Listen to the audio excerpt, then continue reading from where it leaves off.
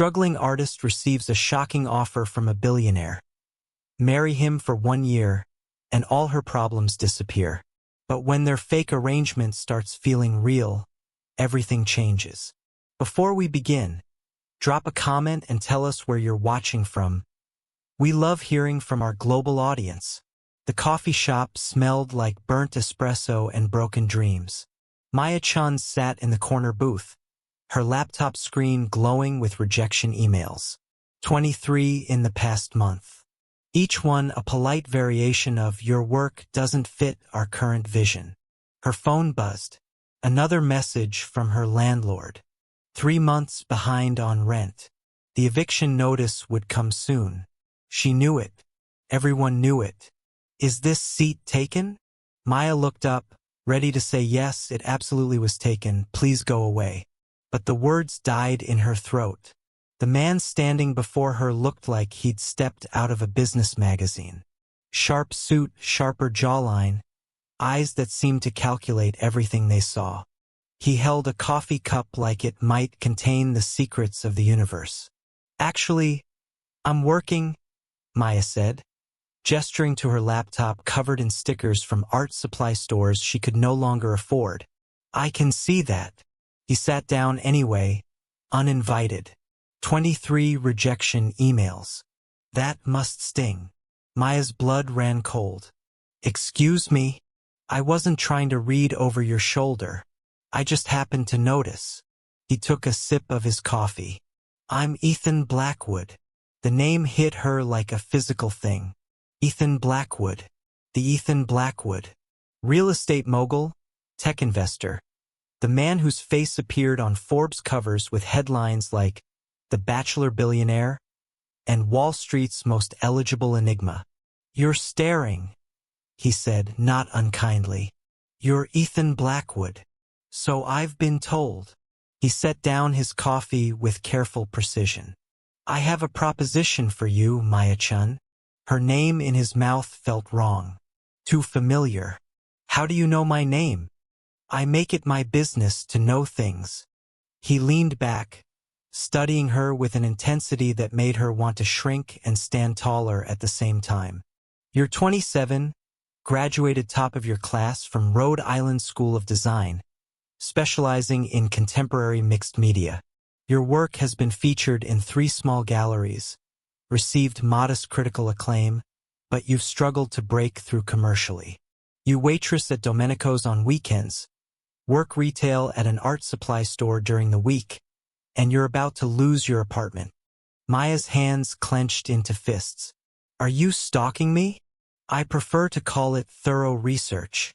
He pulled out a business card, sliding it across the table. I need a wife for 1 year.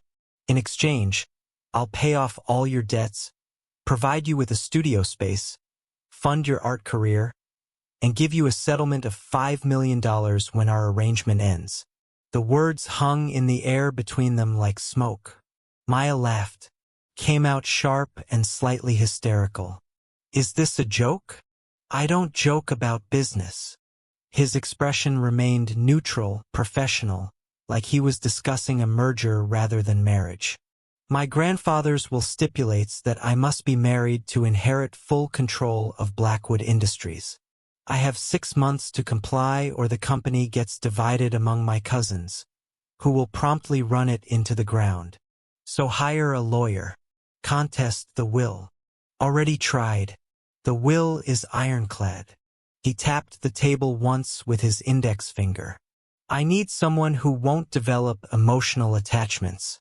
Someone who understands this is a transaction, not a romance.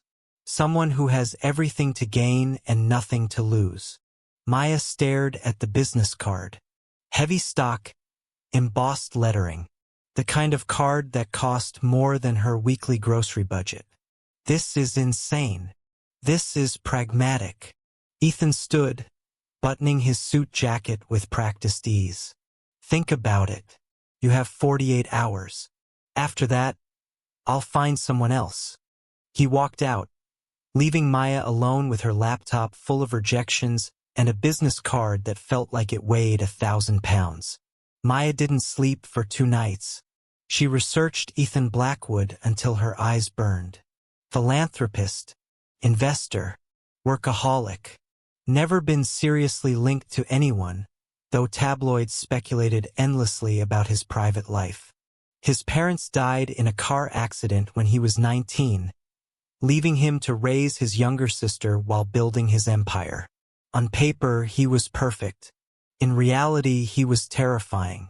But $5 million, a studio space, freedom from the constant grinding anxiety of poverty that had been her companion since graduation. She called the number on the business card. Miss Chen. His voice was smooth, unsurprised, like he'd known she would call. I take it you've made a decision? If this story touched your heart, please don't forget to like the video. Your comment means more than you think. It inspires me to keep creating stories that heal, teach, and move people. I want to meet again, somewhere public. I have questions. Naturally, she could hear the smile in his voice.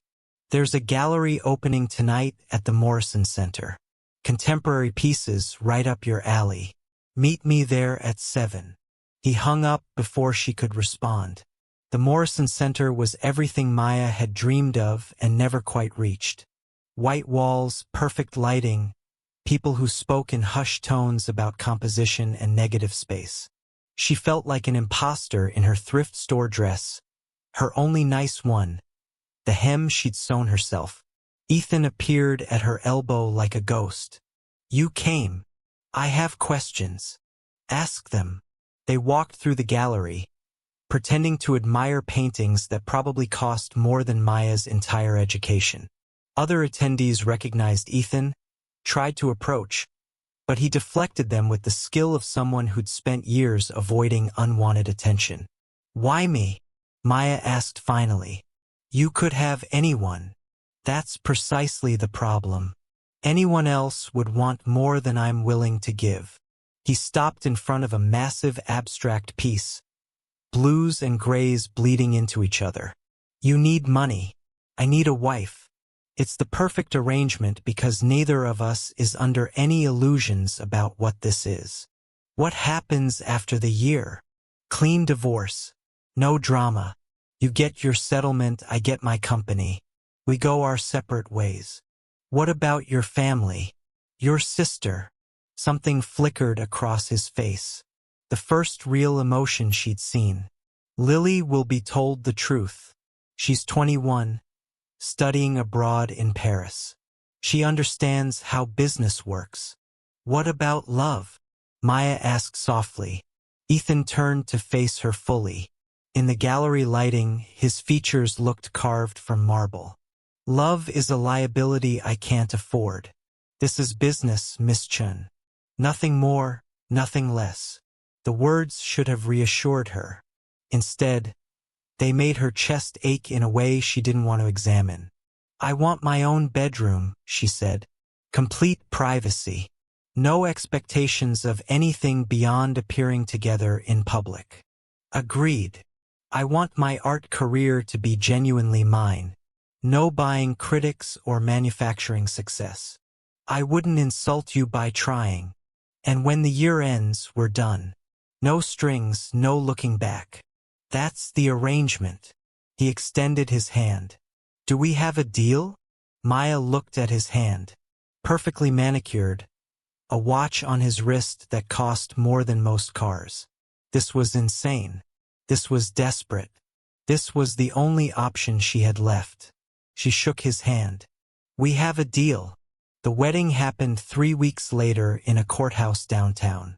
No guests except for Lily, who flew in from Paris looking skeptical and elegant in a way that made Maya feel even more out of place. So you're the woman who agreed to marry my brother for money, Lily said, not unkindly. They were in the courthouse bathroom, Maya adjusting her simple white dress, while Lily reapplied lipstick that probably cost more than the dress itself. That's the arrangement, Maya said carefully. He told me everything. The will, the timeline, the settlement. Lily turned to face her. I just want to know one thing.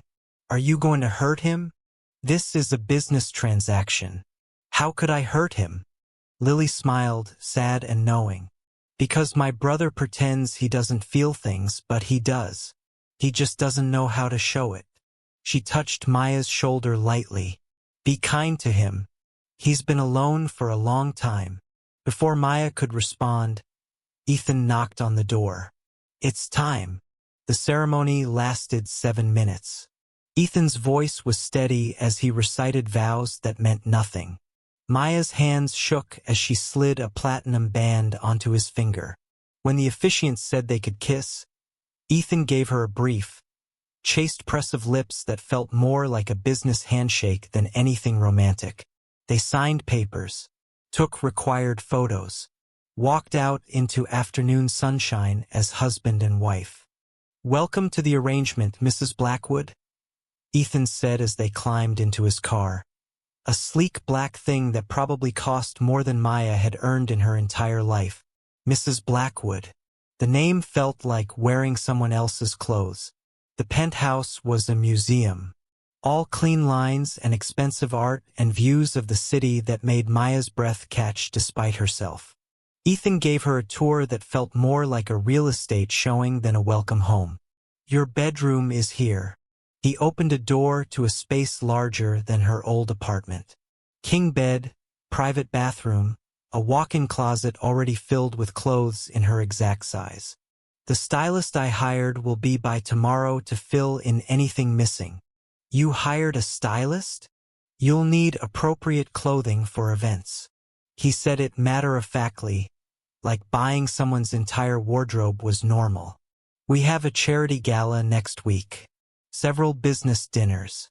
My accountant will set up your accounts tomorrow. Accounts? For your expenses. Art supplies, personal spending, whatever you need. He checked his watch, that same expensive piece. I have a conference call in 10 minutes. Make yourself at home. He left, just like that, leaving Maya standing in a bedroom that cost more than she'd earned in 5 years, feeling more alone than she'd ever felt in her crumbling studio apartment. The first month was strange. They existed in parallel universes under the same roof. Ethan left before dawn, returned after dark. Sometimes Maya heard him in his study, voice low and controlled as he navigated business deals. Sometimes she didn't see him for days. She set up her studio in the spare room he'd designated for her. Windows facing east, perfect morning light. More space and better supplies than she'd ever had. She should have been inspired. Instead, she felt blocked, like creativity required something this sterile environment couldn't provide. The events were worse. Ethan transformed into someone else in public. Charming, attentive, the perfect devoted husband. He'd rest his hand on her lower back, lean close to whisper things that looked intimate but were just reminders about names or protocols. He played his role flawlessly. Maya felt like she was drowning. You're doing well, Ethan said after one particularly grueling gala. They were in the car, city lights streaming past. No one suspects this isn't real. Is that supposed to be a compliment? It's an observation. Maya turned to look at him. In the dim light, his profile could have been carved from stone. Do you ever feel anything, Ethan? Or is it all just calculations and transactions? He was quiet for so long she thought he wouldn't answer. Feelings are expensive, Maya. I learned that lesson early. What happened to you? Same thing that happens to everyone. Life. He pressed a button, and the privacy screen rose between them and the driver. My parents died because my father made an emotional decision. Invested in a failing friend's company, lost everything. The stress killed them both. I watched their company collapse, watched vultures circle, watched my sister cry herself to sleep every night. I learned that emotions destroy more than they create. The vulnerability in his voice made Maya's chest hurt. That's not living, Ethan. That's surviving. Surviving is all that matters. They didn't speak for the rest of the drive. The shift happened gradually, so slowly Maya didn't notice until she was already caught in it. Started small. Ethan began having breakfast with her before he left for work. Just coffee and silence at first, but then he started asking about her art. Actually listening to her answers. "Why mixed media?" he asked one morning, watching her sketch idly on a napkin. "Because life isn't one medium. It's layers and textures and things that shouldn't work together but somehow do." He studied the napkin like it contained secrets. "Show me your studio." No one had ever asked before. Not even in her real relationships, back when she'd been naive enough to believe in those. The studio was chaos. Canvases in various states of completion. Paint tubes scattered like casualties. Sketches pinned to every available surface. Maya felt exposed, showing him the raw, messy truth of creation. Ethan moved through the space carefully, examining each piece with focus that felt almost reverent. He stopped at a canvas she'd been struggling with for weeks, a figure trapped behind glass, reaching toward something just out of frame. "This one," he said quietly, "this one understands something." "Understands what?" "What it feels like to be separate from the world you're supposed to be part of." He touched the canvas lightly, reverently, and Maya saw something in his expression that made her realize Lily had been right. He felt everything. He'd just forgotten how to show it. 3 months into their arrangement, Maya found Ethan in his study at 2 in the morning. He was surrounded by papers, tie loosened, looking more exhausted than she'd ever seen him. "You should sleep," she said from the doorway. "Can't. Board meeting tomorrow. My cousins are making moves." "Ethan." "I'm fine." He wasn't fine. She could see the tension in his shoulders, the way his hands clenched around his pen like it was the only thing keeping him grounded. Maya walked into the study, pulled up a chair beside him. "Talk to me. This isn't part of our arrangement, so we'll call it overtime." She reached over, took the pen from his hands. "Talk." And he did. About his grandfather's impossible expectations, about cousins who'd never worked a day but felt entitled to everything, about the crushing weight of responsibility he'd carried since he was 19, about loving his sister so much it terrified him, about building walls so high he'd forgotten what it felt like to let someone in. "I don't know how to be anything else," he admitted, voice raw. "I don't remember how to be the person I was before everything fell apart. Maybe you don't have to be that person. Maybe you just have to find out who you are now." He looked at her then, really looked at her, and something shifted between them. The air felt different, charged with something neither of them could name. "Maya," he started, then stopped. "Thank you." "For what?" "For not running when I showed you the broken parts." Her chest ached. "We're all broken, Ethan. Some of us are just better at hiding it." The kiss happened on a Tuesday. They'd been to another gala, played their roles perfectly. But in the car on the way home, Ethan had rested his hand on hers. Not for show, because no one was watching. Just because. In the penthouse, Maya started to head to her room. Ethan caught her hand. "Stay," he said. Just that one word, but it held everything. "This isn't part of the arrangement," Maya whispered. "I know. This complicates everything. I know. Ethan, I can't." He kissed her. Soft, tentative, nothing like the chaste press of lips at their courthouse wedding. This was real. This was terrifying. This was everything she'd promised herself she wouldn't feel. When they pulled apart, both breathing hard, Maya saw her own fear reflected in his eyes. "This is a mistake," she said. "Probably. We agreed no emotions. I tried." His voice cracked. "God, Maya, I tried.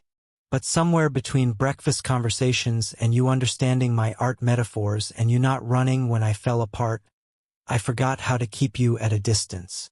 "What are we doing?" "I don't know." He rested his forehead against hers. But I don't want to stop.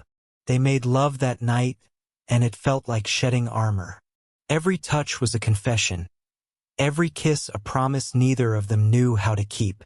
Afterward, tangled in sheets that cost more than Maya's old security deposit, she traced patterns on his chest and tried not to think about the expiration date on whatever this was becoming. The next 2 months were different. They stopped pretending this was just an arrangement. Ethan came home earlier, took her to galleries not for show but because he wanted to hear her thoughts on the art. They had dinner together, cooked together, learned each other's stories in the quiet moments between their public performances. He told her about the pressure of being the last Blackwood standing, about loving and resenting his grandfather in equal measure. She told him about growing up poor, about parents who loved her but never understood her art, about the constant fear that she wasn't good enough, would never be good enough. "You're extraordinary," Ethan said one night, watching her work in her studio. "Not in spite of where you came from, but because of it. You understand struggle. You understand survival. That's what makes your art real." Maya's hands stilled on her canvas. "You see me," she said quietly. "I don't think anyone's ever really seen me before. I see you. I see everything. And He stopped, the words catching in his throat. "Say it," Maya whispered. "I love you." It came out rough, unpracticed, like he'd never said those words before. "I know this wasn't the plan. I know this complicates everything. But I love you, and I need you to know." Maya set down her brush with shaking hands. She wanted to say it back. The words were right there, burning in her chest. But fear held them hostage. "I can't," she whispered. "Ethan, I can't do this." His expression shuddered immediately, walls slamming back into place. "I understand. Do you? You signed up for a year and a settlement. Not for someone who doesn't know how to love properly." He turned to leave. "I shouldn't have said anything." "Wait." Maya caught his arm. "You think I don't feel the same way? Do you?" And there it was. The question that would change everything or destroy it completely. The fight happened 2 weeks later. Ethan's cousin Gregory had cornered Maya at a business dinner, all slimy smiles and loaded questions. "So how much is my dear cousin paying you to play house? Must be quite the sum to convince an artist to sell out." Maya had handled it with grace, but the words burrowed under her skin like splinters. When they got home, she confronted Ethan. "Is that what people think? That I'm just here for the money? Does it matter what they think?" "Yes, Ethan, it matters. It matters because somewhere along the way, this stopped being about money for me. But maybe it never stopped being about business for you. That's not fair. Isn't it? You told me you loved me, and when I couldn't say it back immediately, you shut down completely. Like my feelings were just another business deal that didn't close." Ethan's jaw clenched. "What do you want from me, Maya? I want you to fight for this. I want you to show me that what we have is more than just a convenient arrangement that turned inconvenient." "I don't know how to do that." "Then we have a problem." The silence between them felt like a living thing, huge and terrible. "The year is almost up," Ethan said finally. "In 6 weeks, you get your settlement. Your freedom. Maybe we should just stick to the original plan." The words hit like a physical blow. "Is that what you want?" "I want you to be happy."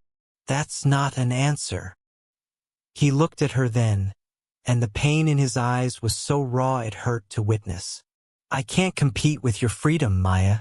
I can't ask you to stay when all I've ever done is trap you in arrangements and obligations.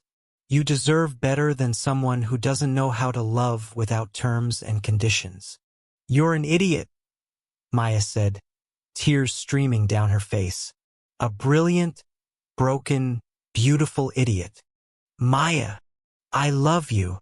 The words burst out like they'd been held back by a dam that finally broke. I love you, and it terrifies me. I love you, and I don't know how to do this. But I'm here and I'm fighting, and I need you to meet me halfway. Ethan crossed the space between them in 3 strides, pulling her into a kiss that tasted like salt and desperation and hope. I'm sorry, he whispered against her lips. I'm so sorry.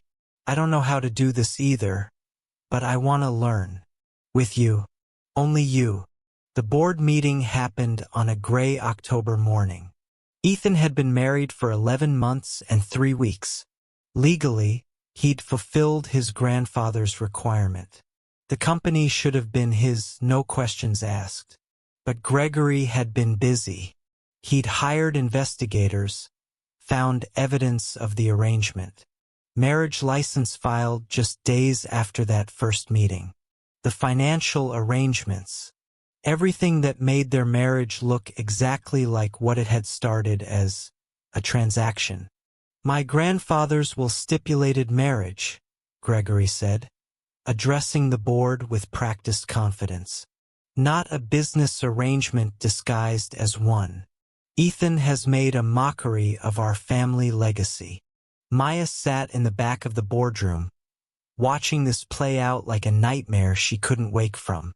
She'd wanted to stay away, but Ethan had asked her to be there. Whatever happens, he'd said, I want you with me. The board members murmured among themselves. Even those loyal to Ethan looked uncertain. Ethan stood, commanding attention effortlessly. My cousin is correct about one thing.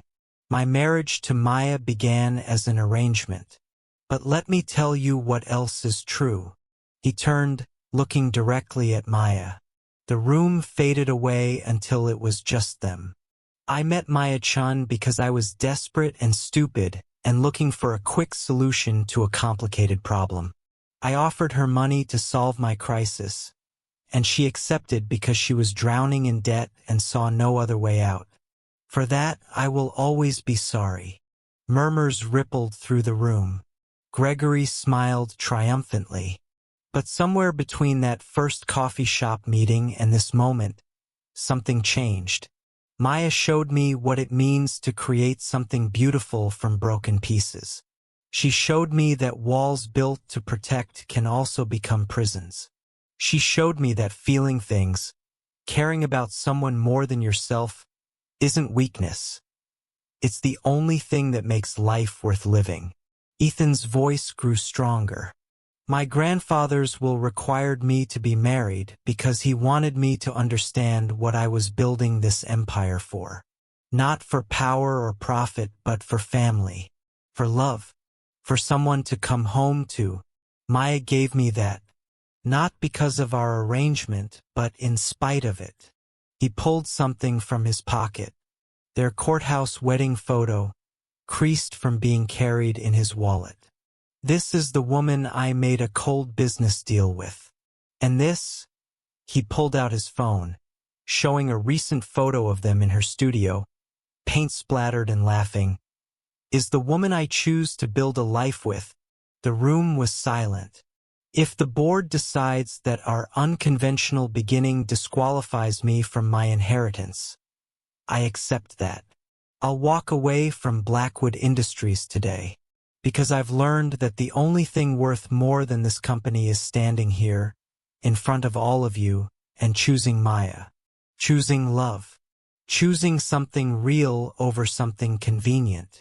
Gregory stood, sputtering protests. But the board members weren't looking at him. They were looking at Ethan, at Maya, at the truth written plainly across both their faces. The vote was called. When the count came in, 9-3 in Ethan's favor, Maya couldn't hold back her tears. Afterward, in the empty boardroom, she found Ethan standing by the window. You would have given it all up, she said softly. The company, everything. For you, in a heartbeat. What changed? What made you willing to risk everything? He turned to face her, and the love in his eyes made her breath catch. You did. You made me realize that having everything means nothing if you're alone in it. My grandfather knew that. That's why he wrote that clause. He wanted me to learn what actually matters. Maya crossed to him, took his hands. So what happens now? Now? Ethan smiled, and it transformed his entire face. Now I ask if you'll marry me again. No arrangement. No timeline. No settlement. Just you and me, figuring out how to be beautifully broken together. That's the worst proposal I've ever heard. I know. I'm terrible at this. He pulled her close. But I promise to spend the rest of my life getting better at it.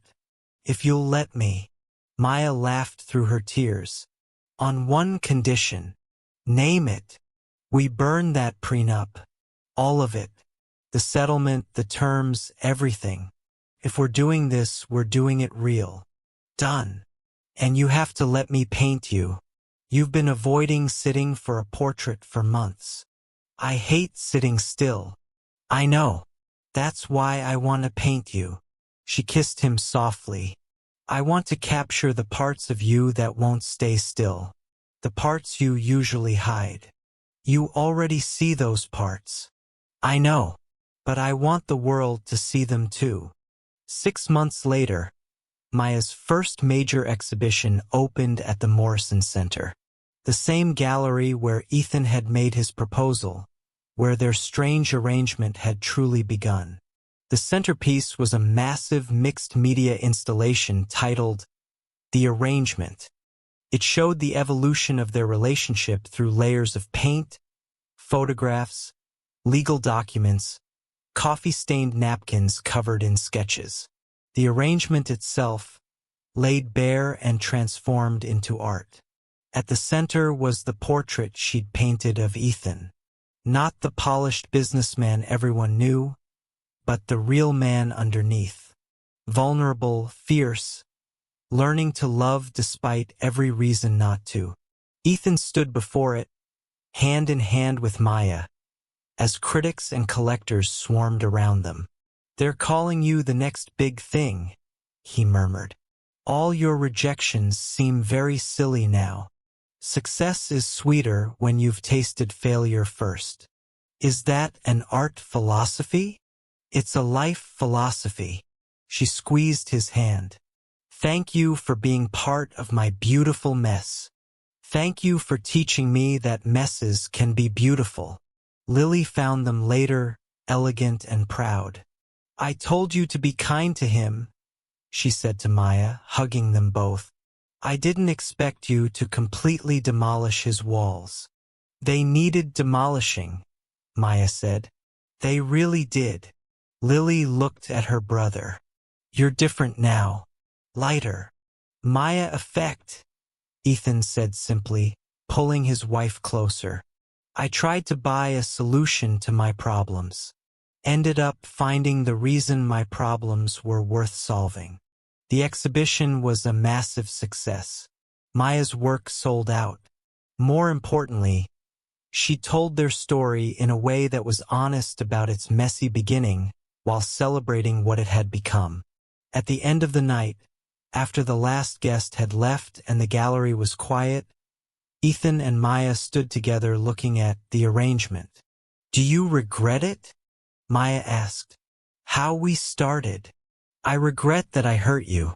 I regret that I was so broken I thought love was a liability. He turned to face her. But do I regret that ridiculous coffee shop proposal that brought you into my life? Never.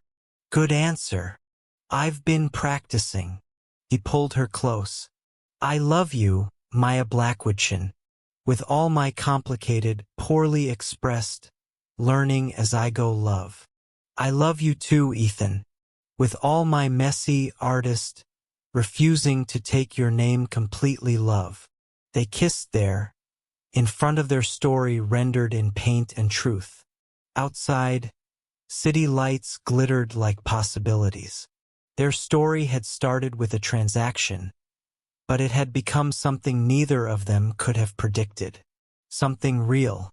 1 year after the exhibition, they stood in the same courthouse where they'd first married. This time it was different. Real vows. Real promises.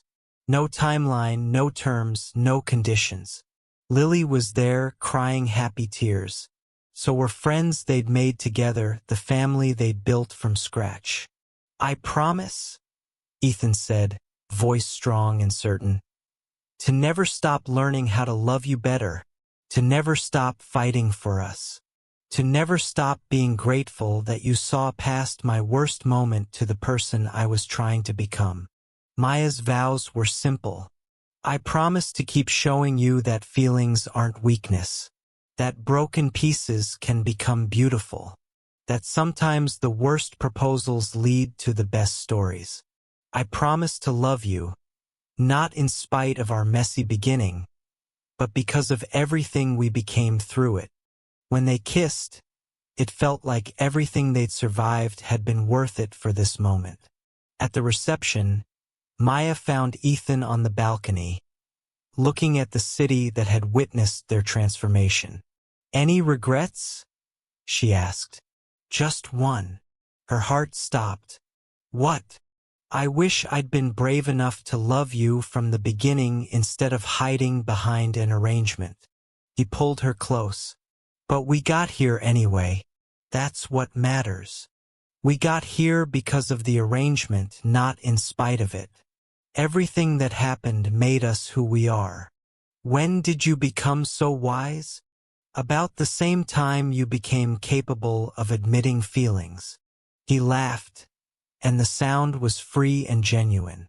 "I love you, Maya. I know. You tell me every day now. I'm making up for lost time." She kissed him, long and deep, tasting their future in it. Inside, someone called for a toast. They returned to their wedding, to their people, to the life they'd built from the wreckage of what they'd thought they needed.